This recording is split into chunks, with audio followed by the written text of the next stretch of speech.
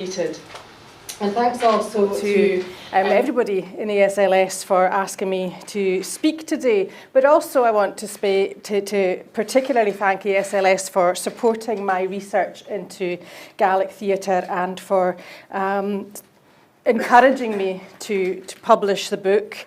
And I think it was about 6 years ago when Ian Brown first approached me and asked whether I would consider producing an annual volume based on Gaelic drama. And from that conversation, the book, A Century of Gaelic Drama, or Dràma na Gaelic, Ceud, Bliadhna an Àrd-ùrlar, was born. So as Ronnie said, this is an edited collection of a selection of plays right from the beginning, from 1911 up until, I think the last one is 2018. And I've been really taken by how much the book has captured the attention of so many people, many more than I anticipated. A lot of interest in the theatre, because Gaelic drama, Gaelic theatre has a really interesting history. And I think because it did capture that imagination, Ronnie's already mentioned the pamphlet Sequarmer. Again, I was delighted that that has been published with not only some notes by myself, but also from Emma Dimmock and Lawrence, who's here in the room today. So we've all contributed a bit to this publication. This publication, not that publication. And so today I want to contextualise a bit about Sequarmer. I will talk about Sequarmer, but I want to give a bit of background to Gaelic theatre and then consider how you might be able to use it in an English classroom, and indeed why you might consider using it in an English classroom. So just, works briefly. A little bit about the history of Gaelic theatre. It's quite interesting, I think. I often talk about Gaelic theatre as being artificially developed at the start of the 20th century, because other than really a handful of plays before that time, there is no tradition of theatre, of a staged play before the start of the 20th century. There's a lot of dramatic culture, there's a lot of performance culture, and there's a lot of oral and rhetoric in Gaelic literature, which lent itself very well to being translated into theatre at the start of the 20th century. For example, the stories, the traditional tales, where the storytellers would certainly use different voices. They would be actors as well as just giving a narrative. They performed different characters. Different calendar customs, social customs, all had elements of performance in it. Some commentators have spoken about how prayers and sermons are very loaded with rhetoric, and again lent itself to translation into theatre at the start of the 20th century. And then towards the end of the 19th century, start of the 20th century, we get in Gaelic, in common with other literatures, a genre of literature known as the conversation. And this was very popular in Gaelic at the start of the 20th century, the Corian, the conversations. 2, maybe 3 people in conversation, published, but also performed on stage. But it wasn't theatre, there was no stage directions, there was no props, there was no costumes, as far as we know. But it's certainly a forerunner to theatre, which came around start of the 20th century. And there are a number of catalysts, really, that led to the creation of theatre in the 20th century.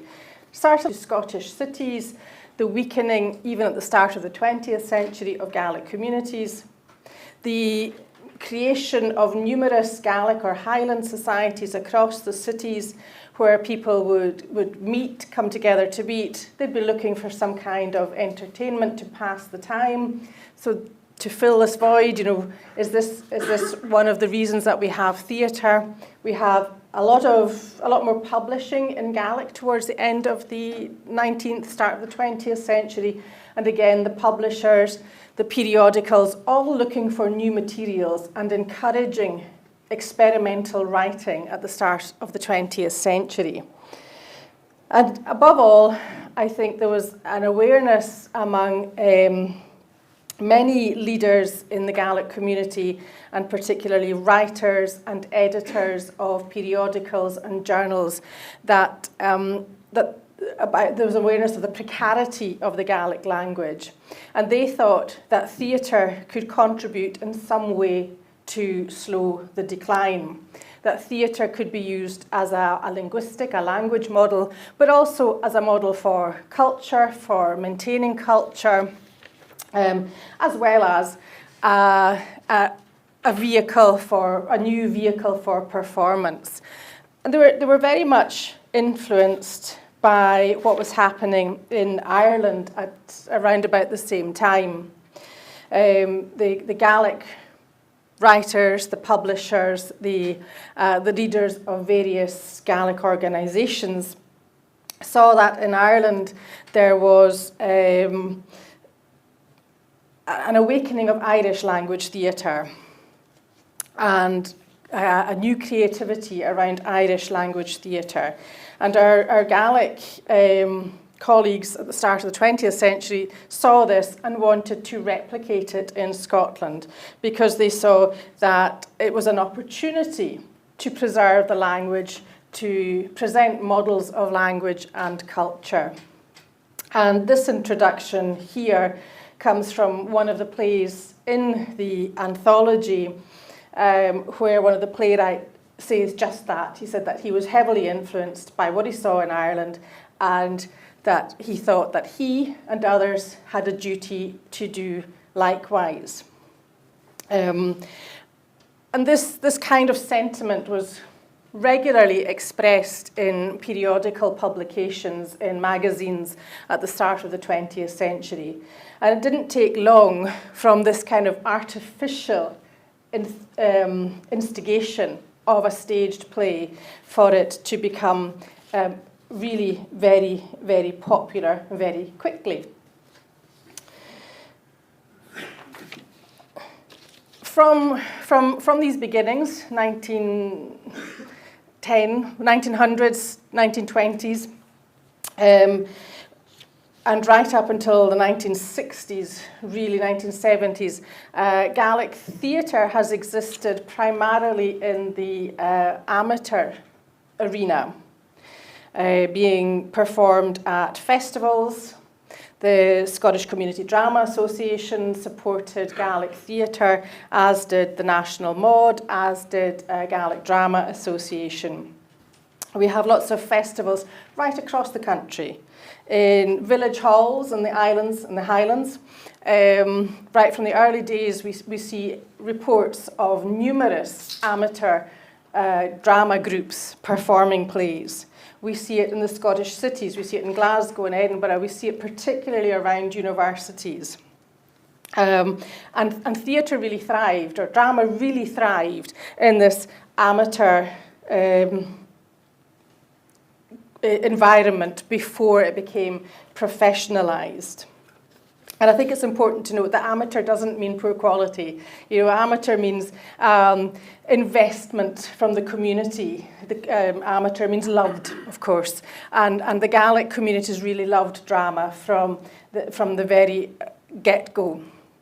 And although I talk about amateur theatre, some of these small community organisations were able to pay professional writers to write for them. And included in the anthology is a play by Ian Crichton-Smith, who I'm sure is well known to you as poet, novelist, short story writer. He was also a playwright. And he wrote some plays in English, but he wrote more in Gaelic. And so I chose one of his Gaelic plays to include in the anthology. Because I love this play because it builds on Murdo, his alter ego, his tragicomic alter ego. I hope you know Murdo or Murachug, either through thoughts of Murdo or wherever else you've come across him. A great character. So Ian Crichton Smith's play, like many others in the 1950s, 1960s, was drawing on the European tradition of theatre being played out in village halls, in university drama groups. Amateur theatre did weaken after the 1970s. It still exists. There is still amateur drama groups in Gaelic. But since the 1970s, we've had a number of professional theatre companies. And professionalisation has meant change, has meant development. And at the moment, there's one very lively professional theatre company, Theatre Gaelic, recently celebrated their 10-year anniversary. And in the anthology, I have 2 plays that they produced in the anthology. But they're not the only group that does professional theatre at the moment. There are other production companies that occasionally produce theatre. And I would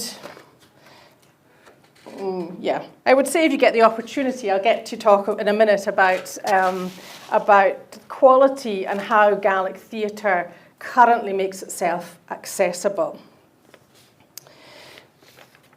But, you know, what can you learn from Gaelic theatre, or, you know, as non-Gaelic specialists, how could a study of Gaelic theatre enhance your teaching of Scottish literature?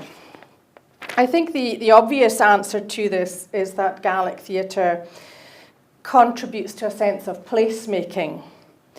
In theatre, in the Gaelic theatre, we find a lot of in the way of identity affirmation, adding to a sense of Gaelic, Scottish cultural well-being. If you reflect on that quote that I showed you just a few slides ago, Gaelic theatre was born out of a fear for the future for the language. Early instigators saw theatre as much as a way of recording the language as it being a means of entertainment. And I think it's significant that we consider that, because Gaelic theatre continues to operate in an environment where Gaelic remains in decline. But more than just language loss, we find in this body of work characters not only struggling with the collapse of their language, their identity, their communities. We find characters who are exploring their relationship to the environment and to history. A large number of Gaelic plays, in fact, are concerned with elements of history, particularly parts of Scottish history that are not recorded in official records. We find forgotten histories and vignettes of individuals impacted by major social events. And again, in the anthology, I've included at least one example of that, of how Gaelic theatre has taken a moment in history and built a story around it, built characters around about it, so that we can understand real people and how they are impacted by historic events. There are also many examples of Gaelic theatre which, since the beginning, have been focused on issues to do with the environment. Land ownership and land usage has long been an issue which has interested and impacted the Gaels, since many of them were forced from the land they thought was rightfully theirs onto meagre tenancies. We can find clear links in a number of plays between language, landscape, and the environment. And while there is a specificity around the loss of Gaelic language, a number of these plays also speak loudly and broadly to global issues of language, culture, and climate extinction. And I think that's something that's been coming across quite clearly in recent theatrical productions, is this link between climate extinction and loss of language, loss of culture, and how they are inextricably linked. But of course, Gaelic theatre considers many subjects, many themes, stylistically interesting, and it's not just linked to investigating a Gaelic identity, but it's something of note, I think. So, obviously one of the challenges for you to have access to Gaelic theatre is around language, is non-language specialists. How can you bring it into a non-Gaelic classroom? And obviously I'm going to talk about texts, but I also want to say many Gaelic plays now are staged with attention to accessibility.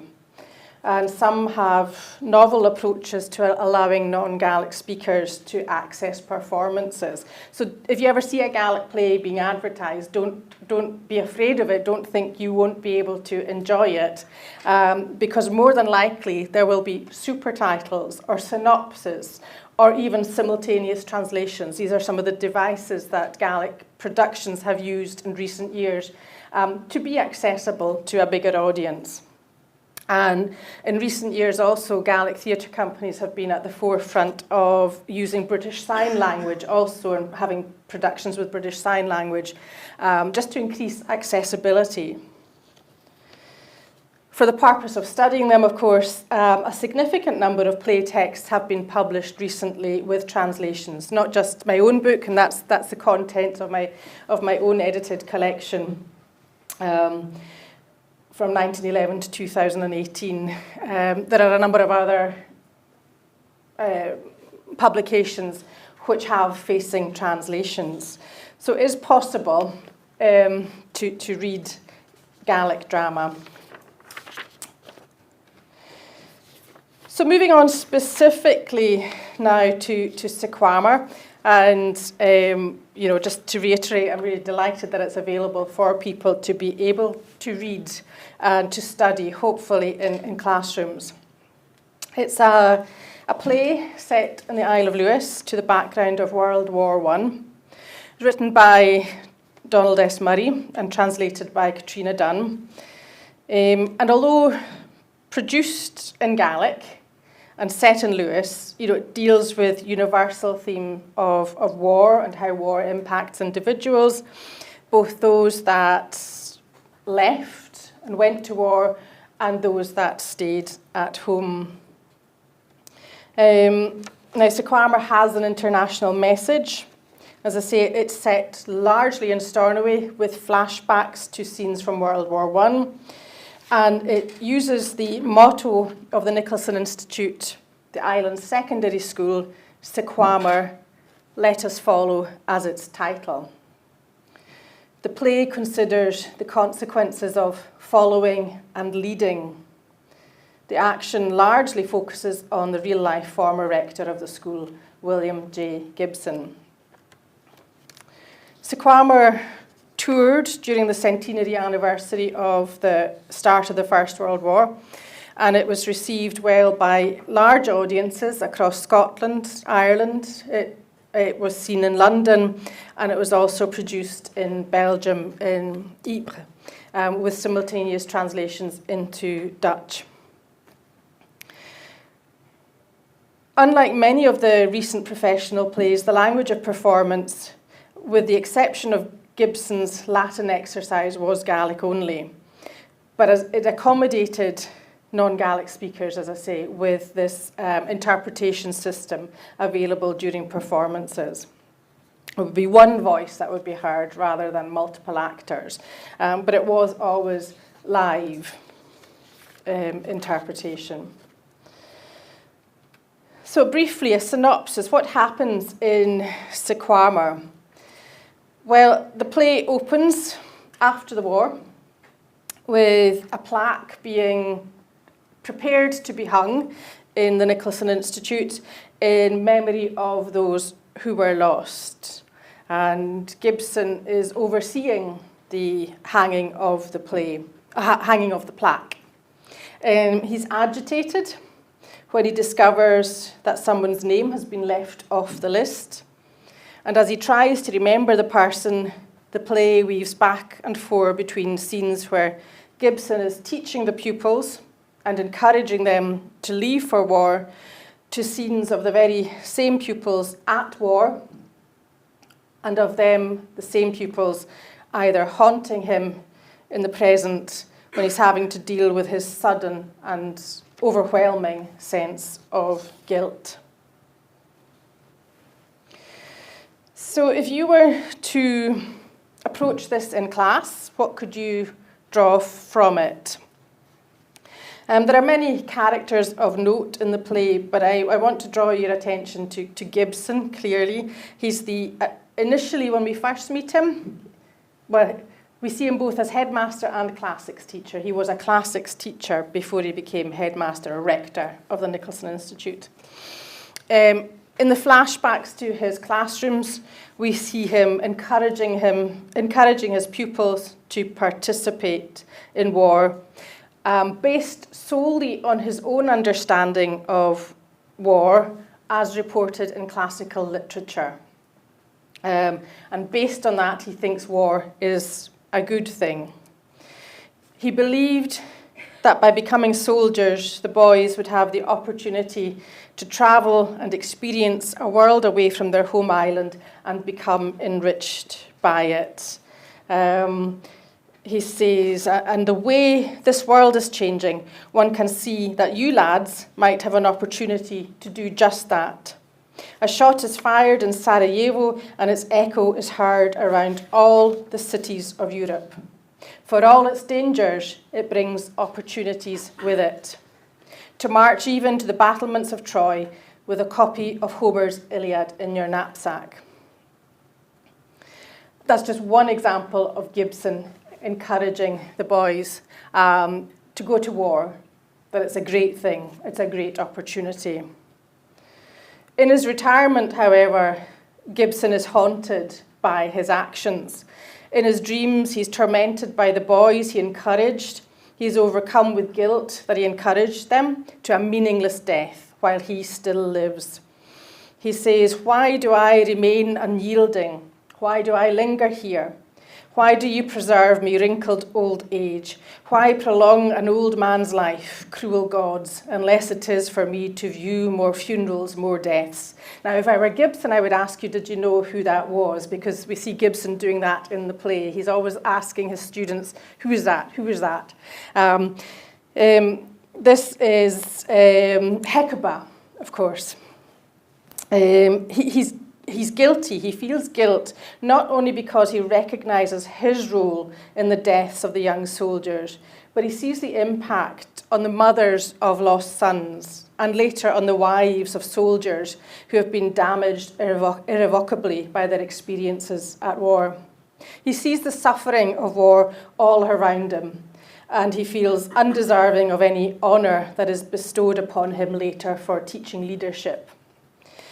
Gibson here is comparing himself to Hecuba, as I said, from Ovid's Metamorphoses. Hecuba lost 19 of her children during the war and was changed dramatically as a result. Gibson, too, is changed by his realisation that he played a role in the suffering of others. I think also for a school text, potentially the fact that it is set largely in a classroom environment would make a good teaching point. Obviously, very different styles of teaching and learning, and I think your youngsters would enjoy reflecting on that. You could reflect upon what influence teachers have over their pupils. It's set in Lewis, and there are some subtle references to this fact. The playwright mentions the livelihoods of the parents working on the crofts, and he's actually a bit dismissive of that. Gibson appears to be very keen for his pupils to move away from the island, not just in the war context. He reflects on his own experiences, on the fact that he moved away from a humble background as a son of an immigrant gardener. He believes that only in leaving is there social value. And of course, this continued endorsement in the value of leaving the island has had a severe impact on the social and economic infrastructure of the communities and continues to do so right up to this day. Gibson is shown to be an ambitious social climber. He is criticised for this by the ghosts of the boys who come back to haunt him. They ask why their experiences, why war has not led to equality, like he said it would, and why there are still class divisions, when again they understood from his suggestion that participating in war would allow them to have social mobility. And instead, Gibson is criticised by the boys, by the ghosts, for accepting an honour from the king, the CBE. And of course, William Gibson did, in real life, get this honour from the British Empire. But obviously, one of the main themes of the play is that of remembrance. The play begins with the positioning of the plaque on the wall in the school. And before its official unveiling, a mother notes to Gibson that her son's name is not on the plaque. And it's this indication to Gibson that someone has been missed off that causes him to spiral into this traumatic introspection that we see throughout the play. He initially chastises himself for not being able to remember the boy when previously he had considered the school to be a family. And we see him spending hours and hours trying to recall as much as he could about the forgotten boy, Finlayson, who we see appearing in flashbacks, both in school scenes and also in war scenes. The play ends with Gibson, now a broken old man, full of regrets and remorse, unveiling the plaque, remembering the soldiers who died. At each performance, a roll of honour from the local area was screened as a backdrop to the final scene, with the cast standing silently as a pipe lament played in a show of remembrance. It was a really powerful ending to the play. Sequammer was a wonderful piece of theatre, which was very well received everywhere it was performed. And in my opinion, it translates exceptionally well to the page. Not every piece of theatre translates well to page, but this, I think, does. It's not sequential, but the flashbacks are well indicated in the script and the action is easy to follow on the page. It's a rich text, deserving, I think, further acknowledgement. So I'm delighted that ASLS have published this as a pamphlet because I think it's a quality piece of contemporary Scottish literature. It works equally well in English and Gaelic, and I would heartily commend it to you as a classroom text. As an aside, as an encouragement, my second year university students, both languages, I think it could work quite well as a higher text, which I think is what Emma and Lawrence have also said in the introduction to the book. So it's been a bit of a run through Gaelic theatre and a focus on Sequammer, but I hope you've enjoyed this introduction to drama, to theatre in Gaelic, and that you might consider looking at Sequammer in the future. I do have to rush off shortly, but please, if you want to email me, I'm delighted to correspond on this, if anybody wants to.